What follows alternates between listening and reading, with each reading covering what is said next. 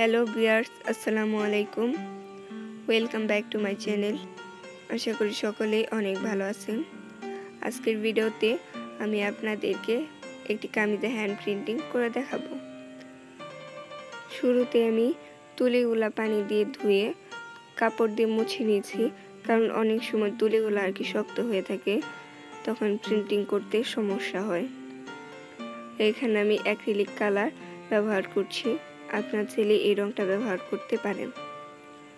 তো প্রথমে আমি কালো রং দিয়ে সবগুলা ডাল করে নিব। এর জন্য আমি 4 সাইজের একটি তুলি ব্যবহার করছি। আপনারা চাইলেই কিন্তু এভাবে প্রিন্টিং করতে পারেন। গত পর্বের ভিডিওতে এই কামিজের ড্রয়িং করে দেখিয়েছিলাম। যারা ভিডিওটি দেখেননি তাদের জন্য ভিডিওটির লিংক ডিসক্রিপশনে দেওয়া আছে। আপনারা চাইলে ডিসক্রিপশন থেকে ভিডিওটি দেখতে পারেন অথবা আমার চ্যানেলটি ভিজিট করতে পারেন। তো আমি এইভাবে সমস্ত ডালগুলা করে নেব। শুরুতে আমি কিন্তু কামিজের নিচের অংশে প্রিন্টিং করছি। আমি কিন্তু সম্পূর্ণ ড্রেসটার ডিজাইনই দেখিয়ে দিব, তবে ভিডিওর শেষের দিকে। তো অবশ্যই ভিডিওটি শেষ পর্যন্ত সম্পূর্ণ মনোযোগ সহকারে দেখবেন। আশা করি ভিডিওটি ভালো লাগবে। প্রিন্টিং করার আগে কিন্তু অবশ্যই কাপড়ের নিচে দেওয়ার জন্য মোটা পেপার অথবা রেক্সিন ব্যবহার করবেন, তা না হলে কিন্তু আপনার প্রিন্টিংটা কিন্তু নষ্ট হয়ে যাবে। আমি এখানে মোটা পেপার ব্যবহার করছি, আপনারা যে কোনো কিছুই ব্যবহার করতে পারেন।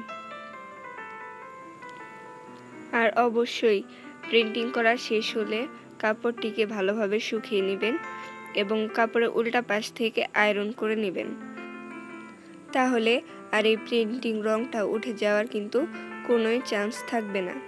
তো আমি এভাবেই কিন্তু সবগুলা ডাল করে নিয়েছি। আপনারা চাইলে কিন্তু এভাবে করতে পারেন। আর আপনারা কিন্তু যে কোনো কালারই ব্যবহার করতে পারেন। হলুদের সাথে আর কি কালো কালারটা একটু বেশি ভালো লাগলো দেখে আমি কালো কালারটাই ব্যবহার করেছি। আপনারা আপনাদের ইচ্ছা মতো যে কোনো কালারই ব্যবহার করতে পারেন। তো এখন আমি এই ফুলের চারপাশে আর কি একটা বর্ডার করে নিব কালো কালার দিয়ে। আপনারা চাইলে এভাবে করতে পারেন। আমি এখানে 2টা কালার আর কি ব্যবহার করব, তার জন্য আমি এইভাবে করছি।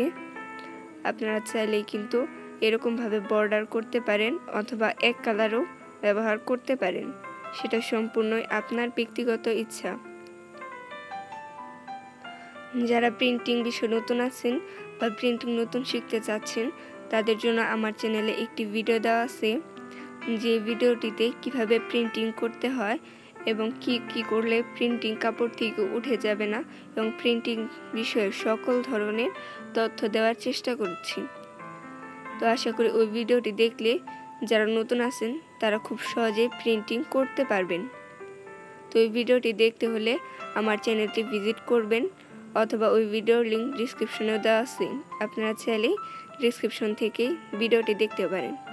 তো এইভাবেই আমি সম্পূর্ণ ড্রয়িংয়ের আর কি ফুলের চারিপাশে একটি কালো কালার বর্ডার দিয়ে দিয়েছি। আপনারা চাইলে এইভাবে করতে পারেন।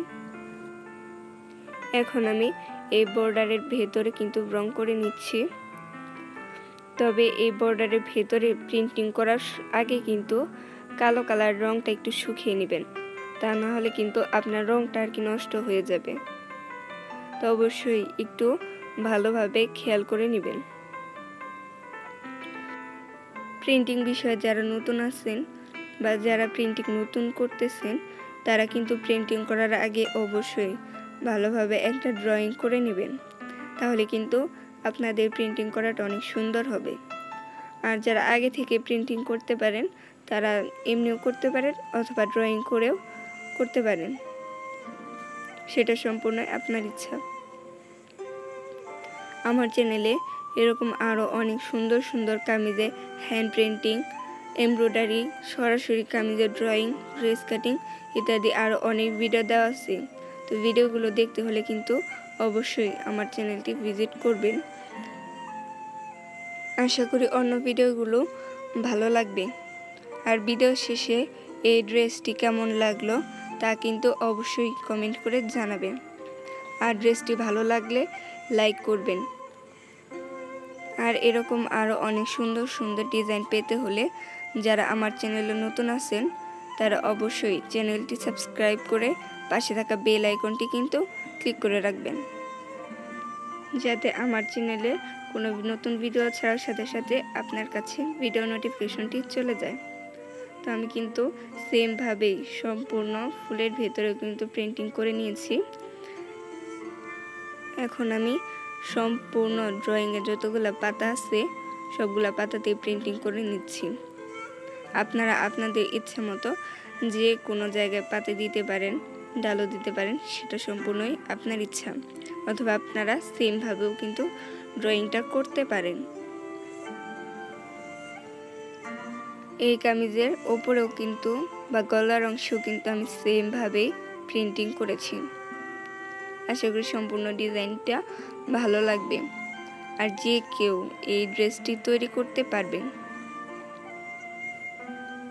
আর আপনারা কোন ধরনের ডিজাইনের ভিডিও চান তা কিন্তু অবশ্যই কমেন্ট করে জানাবেন।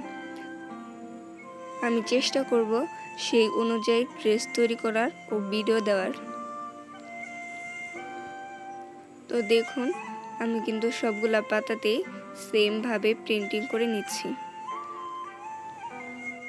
অনেক আপুরাই প্রশ্ন করেন যে কোন ধরনের তুলি দিয়ে প্রিন্টিং করলে প্রিন্টিংটা সুন্দর হয়।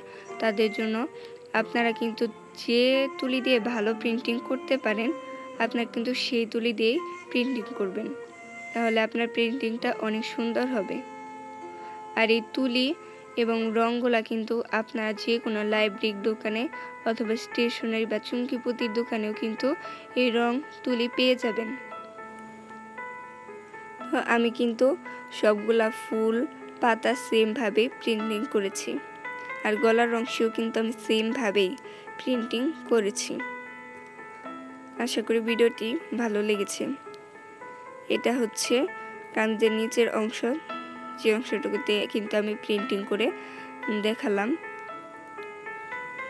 তো ভিডিওটি কেমন লাগলো তা কিন্তু অবশ্যই কমেন্ট করে জানাবেন। এটা হচ্ছে গলার অংশ। আমি কিন্তু গলার অংশের ডিজাইনটা নিচের অংশের সাথে অনেকটা ম্যাচিং করে করেছি, আপনারা দেখতে পাচ্ছেন। আর এখানেও কিন্তু আমি সেমভাবেই প্রিন্টিং করেছি। তো আশা করি ভিডিওটি ভালো লেগেছে। আর ভিডিওটি ভালো লাগলে লাইক করবেন এবং বেশি বেশি শেয়ার করবেন।